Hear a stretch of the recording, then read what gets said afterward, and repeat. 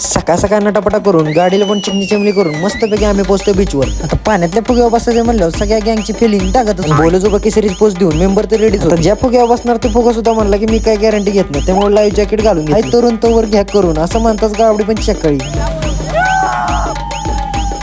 नाही म्हणलं सगळं छानलं, कारण एक पण राईड गाबड्यांनी सोडली नाही. राईडवाल्यांनी पण पूर्ण जी काय घुमवलंय अगाय. सुख म्हणजे काय असतं ते आम्हाला विचारा आणि दुःख म्हणजे आमच्या निखिल विचारा, कारण प्रत्येक ट्रिप मध्ये पडायचा रेकॉर्ड तेगड असतो. भाई जी मजा ह्या राईड मध्ये आली ना ते कोणत्याच राईड मध्ये आली नाही, कारण भाईला पैसे नाही देणार असं म्हणतात. भाईने जी काय राईड आपटवली डायरेक्ट मिठाच्या पाण्याने आंघोळ्या झालते.